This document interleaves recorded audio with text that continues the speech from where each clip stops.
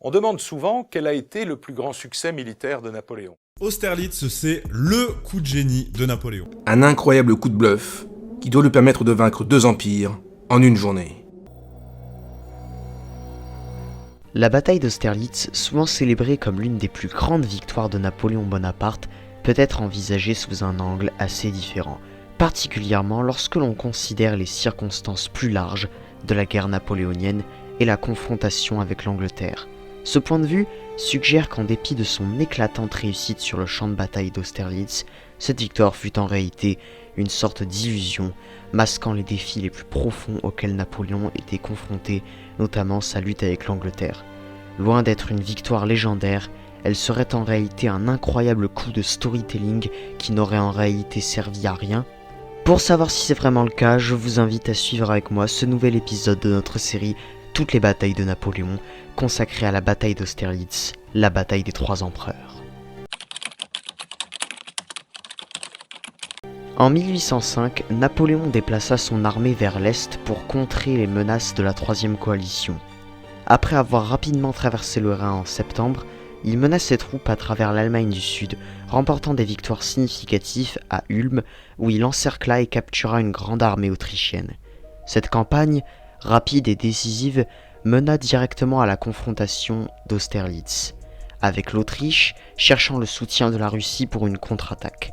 La Grande-Bretagne, en tant que principal financier des coalitions contre Napoléon, jouait un rôle crucial, sans participer directement au combat sur le continent pendant cette période.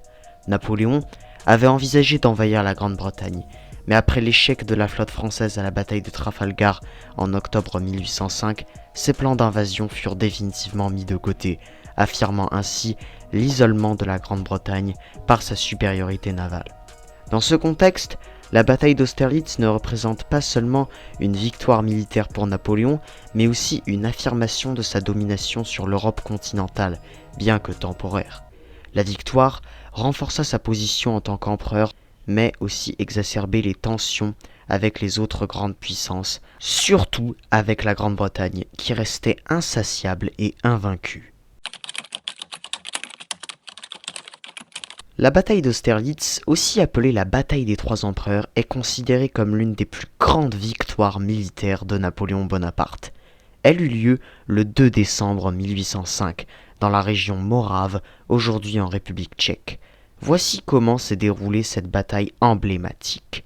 Napoléon avait rassemblé l'armée des côtes de l'océan, renommée la Grande Armée, comptant 75 000 hommes.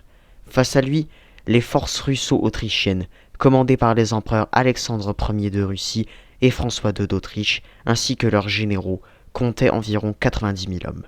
Napoléon, conscient de son infériorité numérique, a décidé d'employer une stratégie audacieuse pour déséquilibrer ses adversaires. Napoléon a sciemment affaibli son flanc droit, donnant l'illusion d'une vulnérabilité.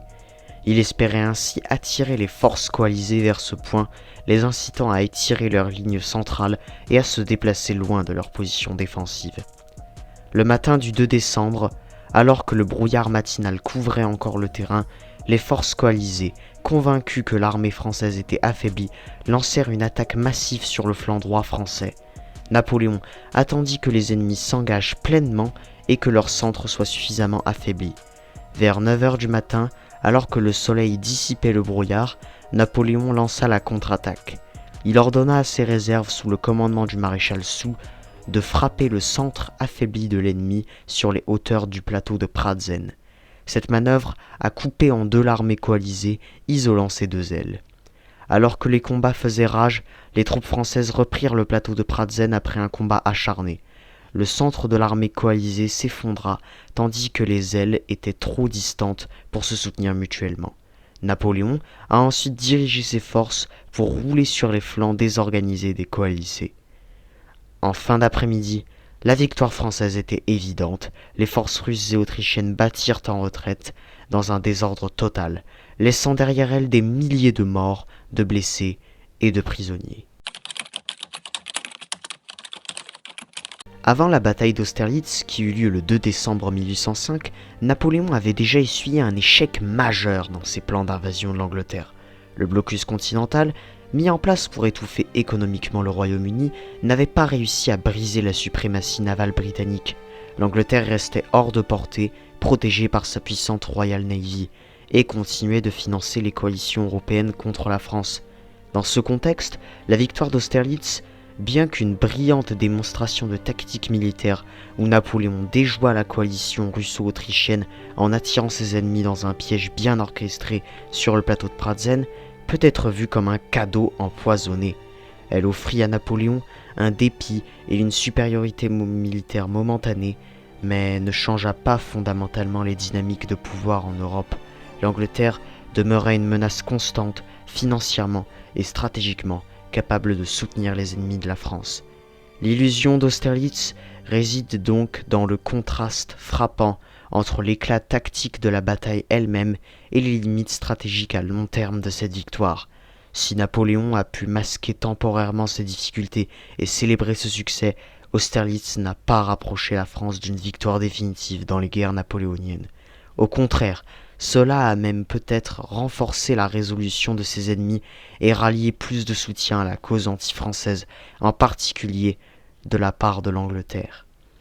Ainsi, bien qu'Austerlitz soit souvent rappelé comme le sommet de la gloire napoléonienne, en regardant au-delà de la façade, on peut y voir une victoire qui, bien que tactiquement brillante, n'a fait que prolonger le conflit sans résoudre les défis stratégiques majeurs auxquels Napoléon et la France étaient confrontés. La victoire d'Austerlitz permit à Napoléon de mettre fin à la troisième coalition. Le traité de Presbourg fut signé plus tard en décembre, forçant l'Autriche à sortir de la guerre et à céder d'importants territoires à la France, redessinant ainsi la carte de l'Europe. Napoléon était au sommet de son pouvoir, mais cette victoire ne résolvait pas la confrontation avec l'Angleterre, ni n'empêchait la formation de futures coalitions contre lui. Cette bataille reste un chef-d'œuvre tactique, démontrant pleinement le génie militaire de Napoléon et son aptitude à utiliser son avantage sur le terrain, ainsi que la psychologie de ses ennemis. Mais aujourd'hui, je suis au regret de vous dire qu'on vous a menti sur la bataille d'Austerlitz. C'est certes une victoire éclatante, mais ce n'est pas une victoire qui a servi à quelque chose. Elle n'a mis que temporairement fin à la guerre et n'a fait que retarder l'inéluctable. En réalité, c'est un coup de génie militaire et un coup de génie de storytelling de la part de Napoléon. Ainsi, Austerlitz, c'est certes un coup de génie militaire, mais ce n'est pas une grande victoire, comme on la présente souvent dans les livres d'histoire. Je sais que c'est dur d'entendre ça, mais c'est la vérité. Dites-moi ce que vous en pensez dans les commentaires et abonnez-vous si vous voulez plus d'épisodes sur les batailles de Napoléon. C'était Adrien Analyste, votre analyste d'histoire. À la prochaine.